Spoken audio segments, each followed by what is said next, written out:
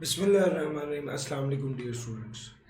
आई cap के पास paper session के साथ हम हाजिर हैं। चैप्टर नंबर 5 है। चैप्टर नंबर 5 आई कैप पास्ट पेपर्स। इसको शुरू करने लगे हैं सर जी हम, और थोड़ा सा कोशिश करेंगे कि इसकी निब को अगर हम बारीक कर सकें। यस जी, ये ठीक रहेगी। Munir resign from his employment with Ali industries limited with effect from 31 December 2014। He receive the following amounts in final settlement.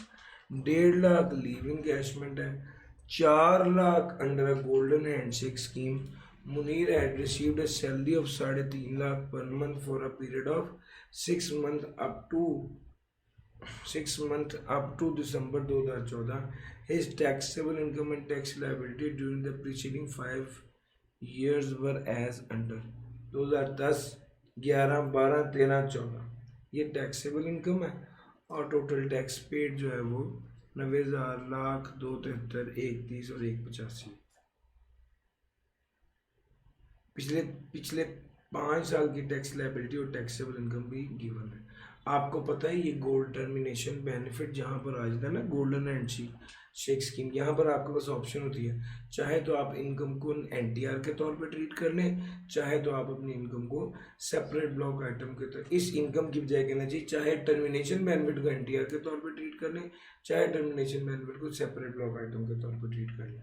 अच्छा जनाब, हम क्या करते हैं, हम कहते हैं let's say this is option number 1, treating golden handshake as NTR.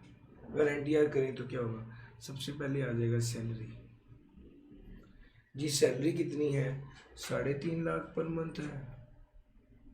कितने मंथ है सर, 6 मंथ, मल्टीप्लाई बाय 6 कर दें 2.1 मिलियन। फिर आ गया लीव इनकैशमेंट। जी लीव इनकैशमेंट कितना आ गया, 1.5 लाख। फिर उसके बाद आ गया गोल्डन हैंडशेक। गोल्डन हैंडशेक कितना आ गया, 4 मिलियन। चूंकि हमने इसको एनटीआर के तौर पे ट्रीट कर रहे हैं तो इस वजह से इसके अंदर ऐड कर लिया। सर जी आपकी टोटल इनकम भी यही होगी और टैक्सेबल इनकम भी यही होगी। जी बताइएगा। 6250,000। सर जी टैक्स लाइबिलिटी बताइएगा, टैक्स लाइबिलिटी बताइएगा।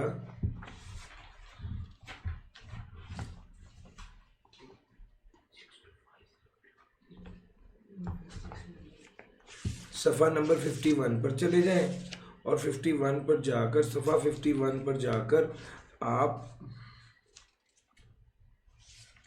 फिर बता दीजिए, सफ़ा 51 पर जाइए और फिर बताइए कि आपकी टैक्स लाइबिलिटी कितनी बनी। इंडिविजुअल है, सैलरीड है, नीचे वाला टेबल देखेंगे और फिर उसके बाद लाइबिलिटी बताएंगे। तो ये है जनाब 6 मिलियन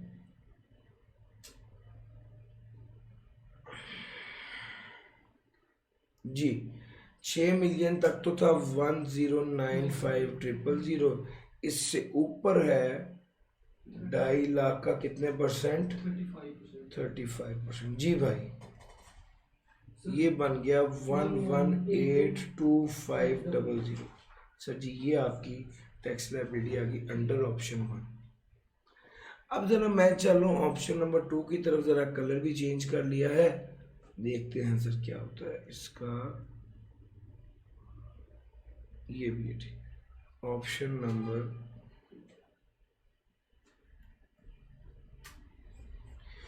नंबर 2 की बात करते हैं। अगर मैं ऑप्शन नंबर 2 की बात करूं तो सर कुछ चीज़ें तो बिल्कुल सेम आनी है। जैसे salary 21 lakh as it is आएगा, जैसे leave encashment 1.5 lakh as it is आएगा, जैसे golden handshake sir golden handshake हमने अब सेपरेट ब्लॉक आइटम के तौर पे ट्रीट करना है, तो यहाँ पर आएगा तो सही, टोटल इनकम में तो आएगा। सर आपको पता है separate block item total income में तो शामिल होता है, लेकिन टैक्सेबल इनकम में शामिल नहीं होता। सर उसके बाद टोटल इनकम में तो आएगा, उसके बाद क्या करेंगे, टोटल इनकम आ गई और उसके बाद फिर गोल्डन हैंडशेक लेस कर देंगे जो कि सेपरेट ब्लॉक आइटम होगी। कितना सर?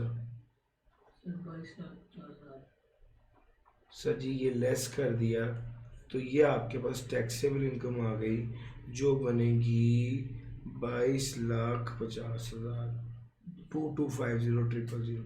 अब टैक्सेबल इनकम से टैक्स लायबिलिटी निकालिए। जी बताइएगा।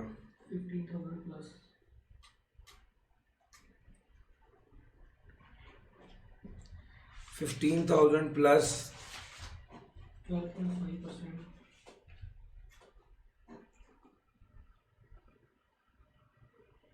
12.5% किसका? हाँ जी 1,050,000 का, और ये बनेगा 146,250। मुझे बताइए ज़रा, आपकी टैक्स लायबिलिटी आ गई। अब आपकी एनटीआर के हिसाब से तो टैक्स लायबिलिटी निकल आई है, लेकिन जो separate block item golden handshake था उसकी जो इनकम थी उसकी लायबिलिटी कितनी निकलेगी? इसके लिए उसने हमारे पास एक फॉर्मूला दिया है, tax liability of last 3 years divide by taxable income of last 3 years. पिछले 3 साल की tax liability 185,000 plus 130,000 plus 273,000 divided by 365,000 plus 310,000 plus 270,000। जी भाई बताइएगा। सर जी पिछले 3 साल की टैक्स लायबिलिटी डिवाइड बाय पिछले 3 साल की टैक्सेबल इनकम, ये बना 6.22%। सर जी अब ये जो गोल्डन हैंडशेक था 4 मिलियन का, इस पर रेट लगना है 6.22%, जो बनेगा ये 4 मिलियन का 6.22% कह दीजिए 248,800। इन दोनों को जमा कर दीजिए 146,250 प्लस 248,800। जी 395,050। अब एक तरफ 395,050 है और एक तरफ आपकी लायबिलिटी तो 118,2500 है। Sir option 2 is better. Tax saving कितनी होगी जरा बताइएगा? 118,2500 माइनस 395,050। जी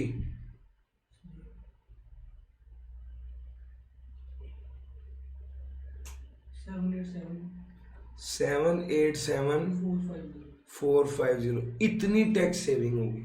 सर जी ये हमारा पहला क्वेश्चन था जिसमें जो है टर्मिनेशन बेनिफिट वाला पॉइंट मैंने और इसका जो टैक्स ट्रीटमेंट है ये आपको बड़ी डिटेल से बता दिया।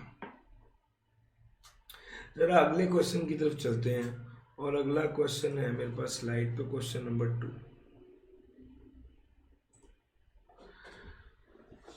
Under the provision of Income Tax Ordinance 2001, compute taxable income or loss under the correct head of income in each of the following cases।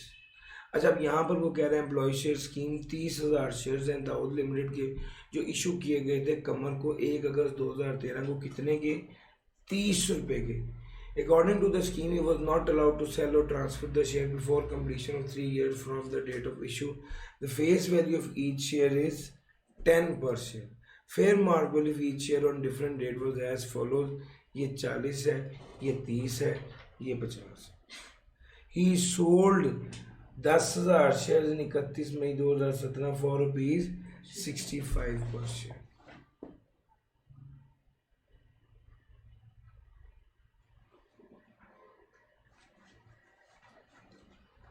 अच्छा जनाब उसने बेचे थे 10,000 शेयर 31 मई 2017 को, कितने के? 65 पर शेयर के हिसाब से।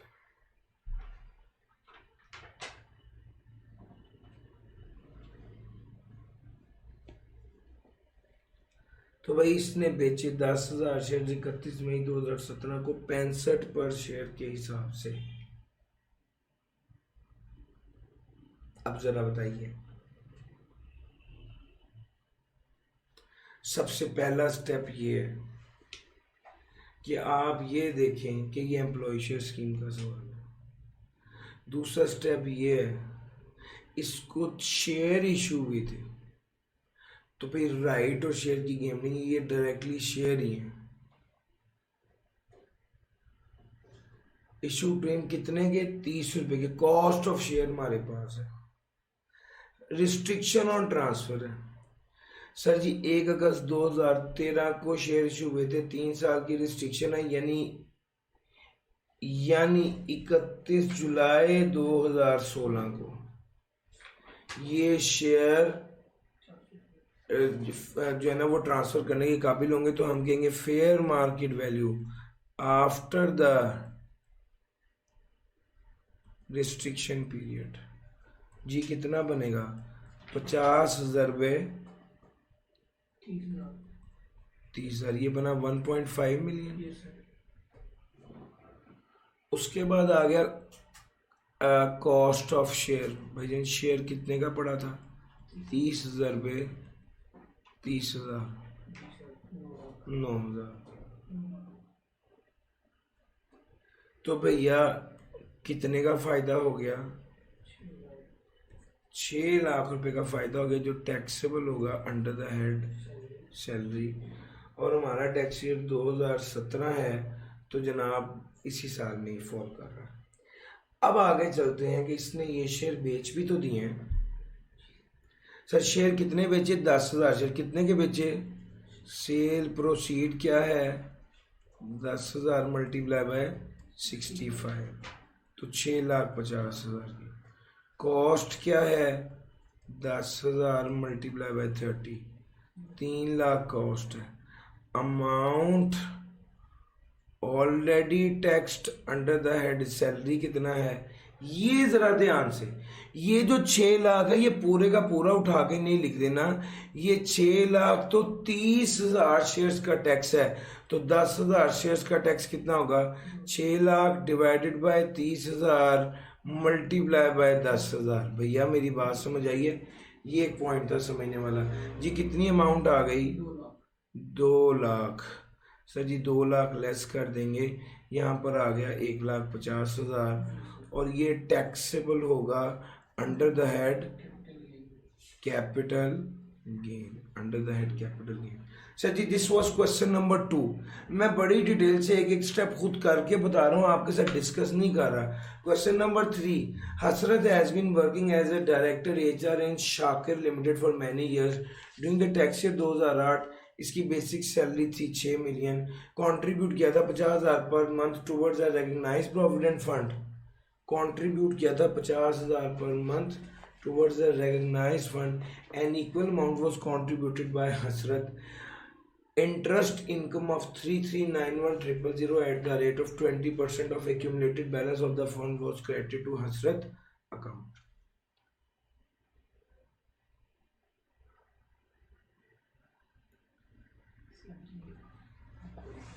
सर जी इसको थोड़ा सा देख लेते हैं। बेसिक सैलरी थी 6 मिलियन की, कंट्रीब्यूशन थी 50,000 पर month recognise B fund. Equal amount contribute की थी हसरत ने। इंटरेस्ट इनकम थी 3391,000 at the rate of 20% of the accumulated balance of the fund was credited to Hasrat account. जी अगर ये सारी बातें आपको समझ आ गई तो भाई फिर वर्किंग शुरू करते हैं। क्वेश्चन नंबर 3 है basic salary.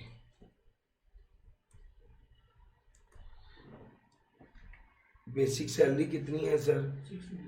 6 million. Basic salary है 6 मिलियन। पी फंड कितना है?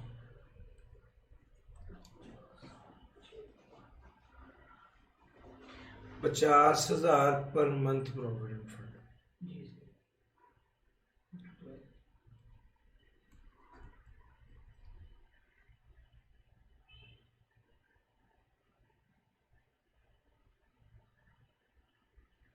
50,000 पर मंथ रिकॉग्नाइज प्रोविडेंट फंड में कंट्रीब्यूट किए ना, तो ये साल का कितना हो गया?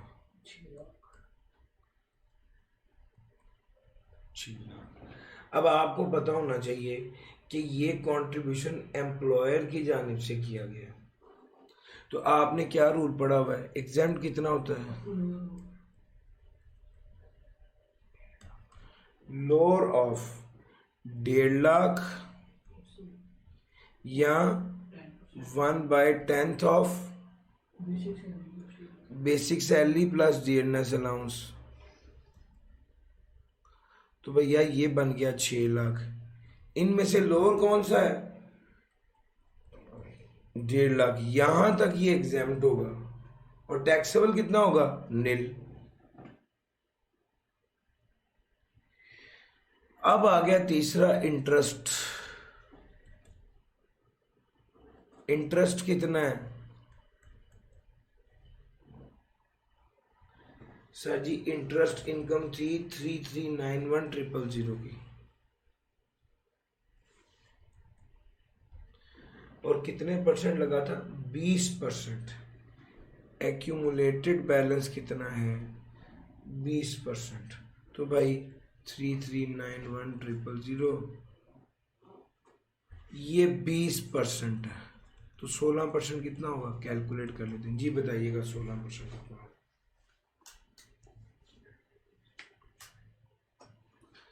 6 लाख में से 1.5 लाख रुपए तक एग्जाम था सर, सॉरी यहाँ पर 4.5 लाख आना है जी। एक्यूमुलेटेड बैलेंस का 16% बताएगा कितना बन रहा है? 2712800। अच्छा जी, यहां पर आ गया exempt up to higher of 2712800, और दूसरा क्या है? 1/3 ऑफ, कितना बन गया? 2 मिलियन। इनमें से कौन सा लेंगे? हायर लेंगे, तो भाई 2712800 ये लेस करेंगे, तो टैक्सेबल कितना आ गया? 678,200। और आपकी टैक्सेबल इनकम कितनी आ गई?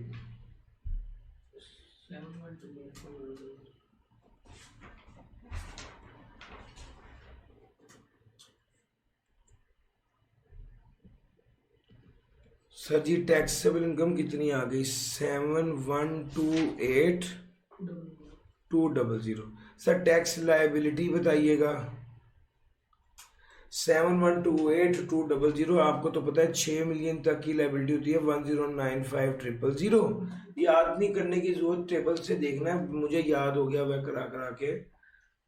और इससे ऊपर आएगा 1,128,200 का 1,128,200 का 35%। जी भाई,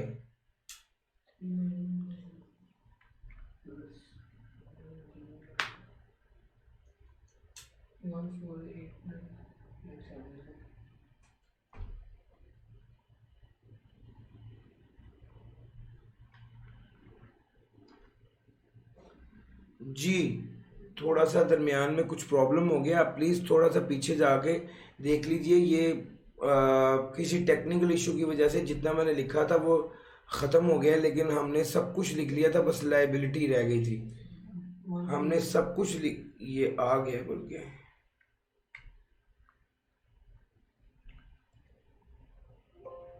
हमने सब कुछ लिख लिया था, बस लायबिलिटी रह गई थी, और वो थी बताइएगा 1,489,870। जी सर ये लायबिलिटी थी। तीसरे क्वेश्चन में हमने ये करना था।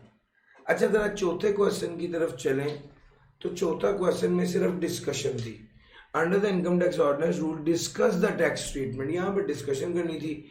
लीव इनकैशमेंट जो होता है ये हमेशा टैक्सेबल होता है। 4 मिलियन अनअप्रूव्ड प्रोविडेंट फंड था, 50% साजिद ने कंट्रीब्यूट किया था, तो भाई जितना साजिद ने कंट्रीब्यूट किया था वो तो टैक्सेबल नहीं होगा, बकाया 50% जो था, जो एम्प्लॉयर ने कंट्रीब्यूट किया था और इंटरेस्ट था, वो टैक्सेबल होगा।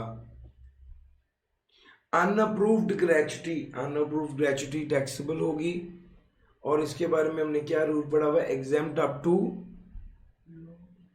लोअर ऑफ 75,000 या एक्चुअल, इस हद तक एग्जेम्प्ट होगा, बाकी टैक्सेबल होगा। ये ऑल्सो एक्वायर्ड द व्हीकल, इसने व्हीकल भी एक्वायर की थी। ये तीसरी एडजस्टमेंट की डिस्कशन भी हो गई। व्हीकल इसने एक्वायर की थी जिसकी WDV थी 5 लाख, मार्केट वैल्यू थी 2 मिलियन। इसको इसके एम्प्लॉयर ने कितने की दे दी, WDV की, यानी 2 मिलियन वाली गाड़ी इसको 5 लाख की दे दी। तो कितने का फायदा हो गया, 15 लाख का फायदा हो गया जो टैक्सेबल होगा। This was question number 4।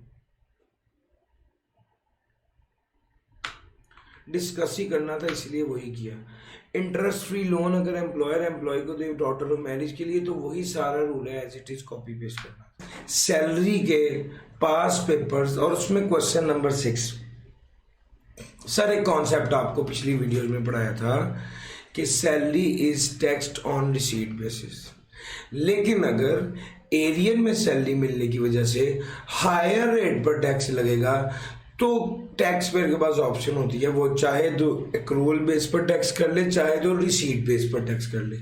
इस कॉन्सेप्ट की एप्लीकेशन एक बहुत अच्छा सवाल है जो हमारे पास पेपर स्प्रिंग 2021 में आया था, वो आपको मैं करवाता हूँ ताकि आपका कॉन्सेप्ट बड़ा मजबूत हो जाए और आपको ये बात समझ में आ जाए। सर जी शुरू करते हैं। 31 दिसंबर 2001 को डॉक्टर जमाल ने रिजाइन किया अपनी एम्प्लॉयमेंट से जनरल हॉस्पिटल में और उसको फॉलोइंग पेमेंट्स मिली।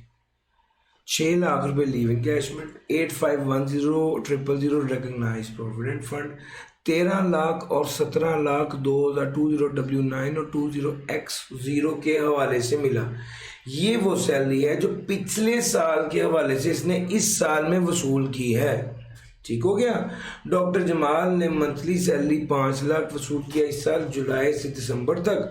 उसकी टैक्सेबल इनकम और टैक्स लायबिलिटी पिछले 4 सालों की भी गिवन है। अब वो कहता ये है कि आप टैक्स कंसल्टेंट हैं, आप डॉक्टर जमाल को एडवाइस करें कि किस तरह उसकी इनकम टैक्स हो। सर जी इसमें 2 ऑप्शन होती हैं, हम इसको वर्कआउट करते हैं। Option number 1,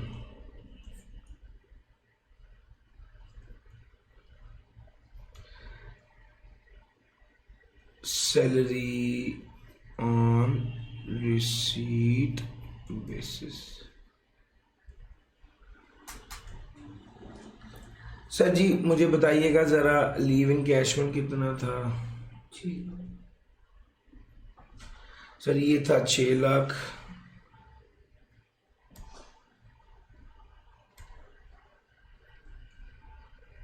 sir recognise provident fund कितना था। Sir recognise provident fund exempt होता है, यहां पर कुछ भी नहीं लिखना। सर जी सैलरी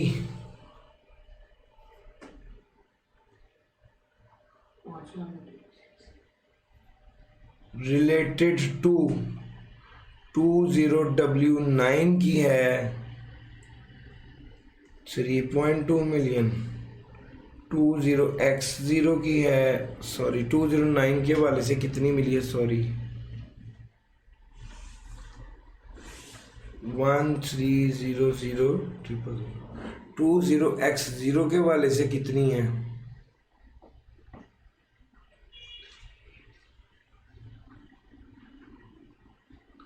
20X0 के हवाले से कितनी है 17000000।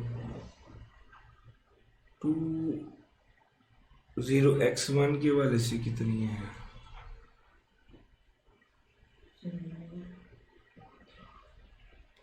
सर हमें इस साल में 20X1 के हवाले से कुछ भी रिसीव नहीं हुआ। 20X2 के हवाले से कितना मिला है 5 लाख पर मंथ था, तो ये 3 मिलियन इस साल में मिला है। तो जनाब टोटल इनकम कितनी होगी 3 और 3 6, 6.6 मिलियन। यही income under the head salary भी है ये सर ऑप्शन नंबर 1 पे वर्किंग कर रहे हैं, यही टैक्सेबल इनकम भी है। तो टैक्स लायबिलिटी क्या है ज़रा बताइएगा। 1095 000 सॉरी 1095 000 तो 6 मिलियन का था ना, ऊपर 6 लाख का 35% भी लेना पड़ेगा।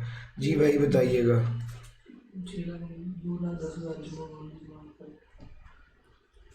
जी 1305 000। तो ये टैक्स लायबिलिटी अंडर ऑप्शन 1। जब हमने इसको किस बेस पर ट्रीट किया है, हमने इसको पूरी सैलरी जो एरियर की सैलरी है वो भी taxing arrear salary arrear salary on receive basis. अब हमारे पास एक दूसरी ऑप्शन भी है और वो ये है कि हम टैक्स करें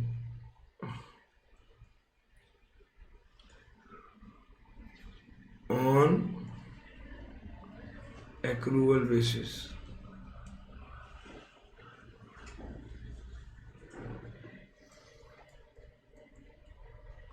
ऑप्शन नंबर 2।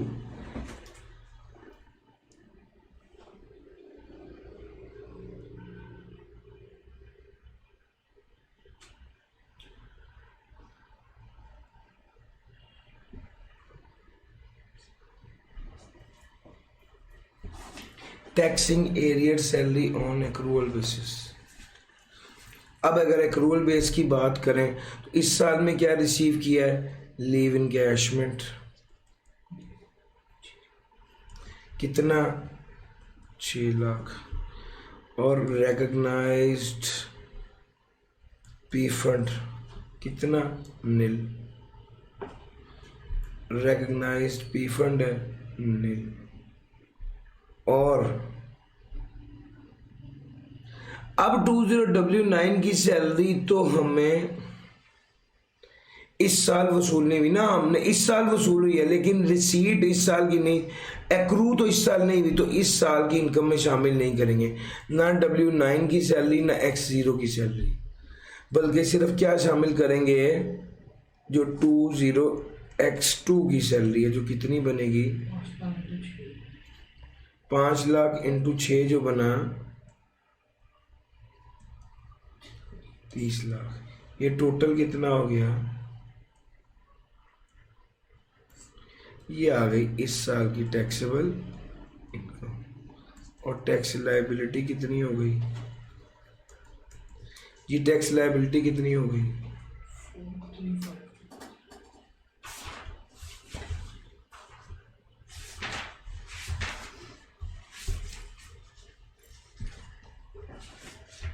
36 लाख की लायबिलिटी कितनी है 435 000। सर जी ये तो होगी ऑप्शन 2। इसमें हमने अभी तक क्या निकाला है 20X2 का साल। अब जरा आ जाए 20W9 का साल।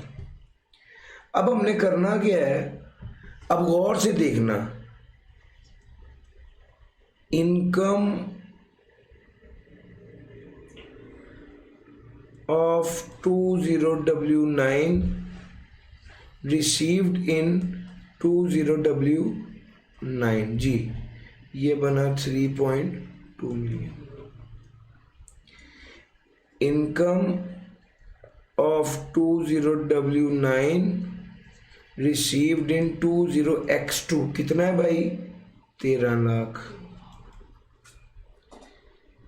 इसको टोटल करेंगे तो ये हो गया 4.5 million.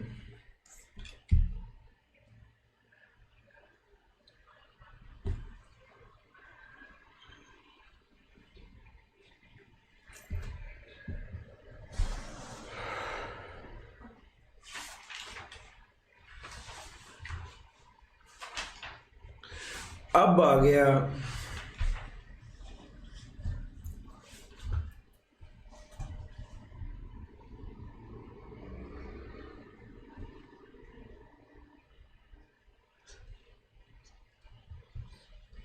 Taxable income.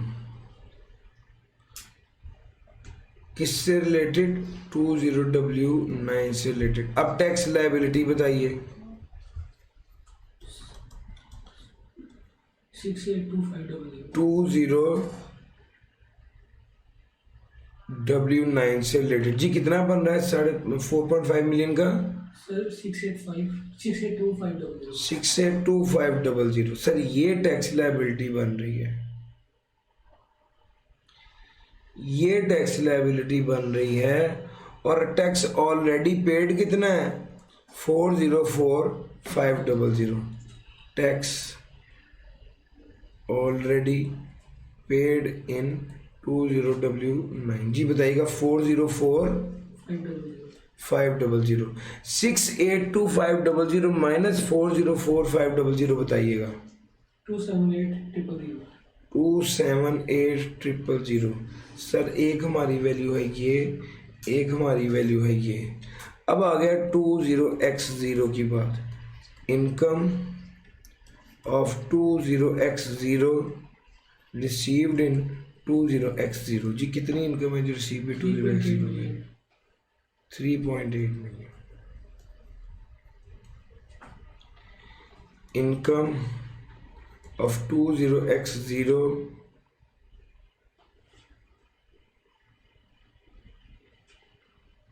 Received in 20x2 जी कितना है? 1.7 मिलियन। 1.7 मिलियन। ये टोटल कितना हो गया? 5.5 million.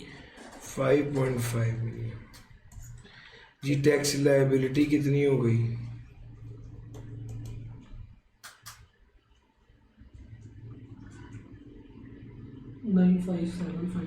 95,750। Sir tax already paid in 20x0 कितना हो गया? सर कितना पे किया था?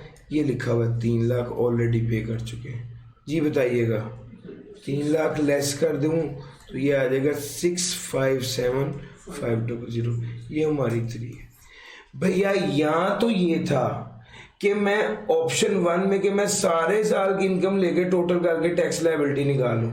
यहाँ ये था कि मैं जिस साल की इनकम है उसी साल की इनकम में ऐड करके टैक्स लायबिलिटी निकाल के उसका ऑलरेडी पेड जितना है वो लेस करके निकालूं। तो भैया ये मैंने ऑप्शन 1 और ये पॉइंट 1 और 2 और 3 4,35,000 2,78,000 657,500 1 + 2 + 3 ये तीनों करेंगे तो हमारी टैक्स लायबिलिटी कितनी आ गई? 1,370,500। सर जी ऑप्शन 1 के तहत कितनी है? 130। ऑप्शन 1 के तहत है 1,305,000 और ऑप्शन 2 के तहत कितना है? 137,0500। सर जी कौन सी ऑप्शन बेहतर है? Better option. टैक्स सेविंग कितनी है? 6,500।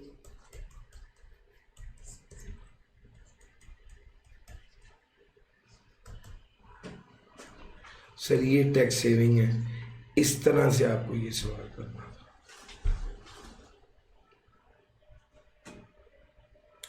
Question number 6।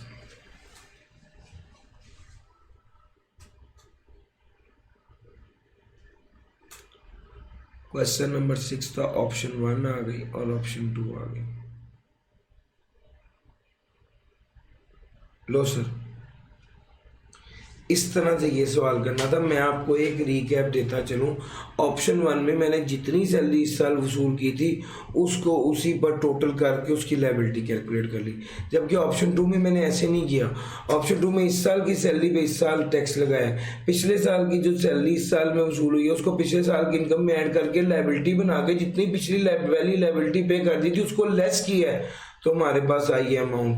और उसको फिर टोटल करके हमने कैलकुलेट किया है, जब ऑप्शन 1 फिर भी बेहतर आ रही है और उससे हमारी 65500 की टैक्स सेविंग हो रही है। सर ये तो हमारी वीडियो जिसमें हमने आपको सारे पास पेपर सिखाए। अभी के लिए इतना ही था। थैंक यू जी, अल्लाह हाफिज़।